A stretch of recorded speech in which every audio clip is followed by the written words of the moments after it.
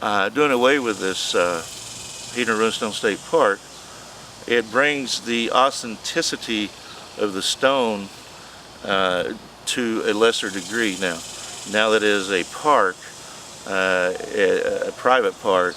It doesn't mean as much to the scholars or to others. They've always denied it, and they've always said that the Heavener Runestone was a hoax.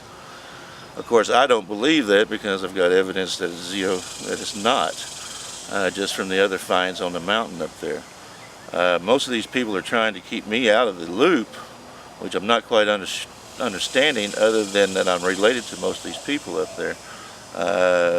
Not the business people, but the people that lived there and settled that area and knew about the park and actually owned some of that land. I'm distantly related to the Ward family, but that doesn't really count. I am cousin to James Lockhart, but I don't say that counts either. I've never even met the guy, or that I know of. So anyhow, things are getting strange up in the Heavener. There is a concentrated effort to keep others out, and there's a concentrated effort to take over this Heavener Runestone Park, which is now the private park. So I'm not sure where all this is going, but keep watching. It's going to be getting pretty interesting. By doing this, the way that they have done this, as far as the state and the city of Heavener, and which was brought into this, and they are now involved in this. Mike Henderson, who's also on that board, he is the city manager of the city of Heavener, so he is on that steering committee for the Runestone, is now involved with this now. All of them that's involved with that steering committee is now involved with this situation.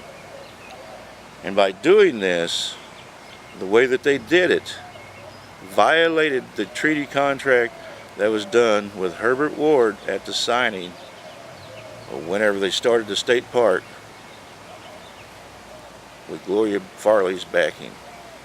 I'm sure Gloria Farley is turning over in her grave right now, because now there will not be any serious studies ever done at the Runestone, because they will not be allowed in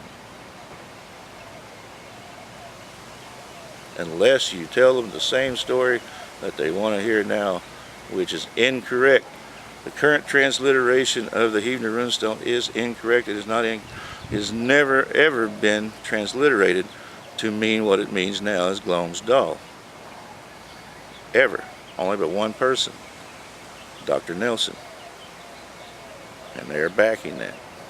The state of Oklahoma doesn't back it, because I met with the state of Oklahoma many years ago when Jane Giroux, the former Miss America, was the head of tourism.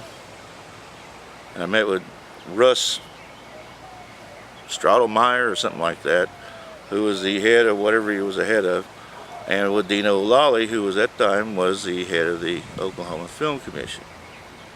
And we met at Miss Giroux's office.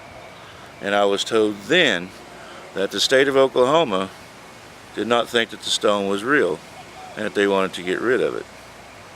This was about 15 years ago. So I've known this for 15 years.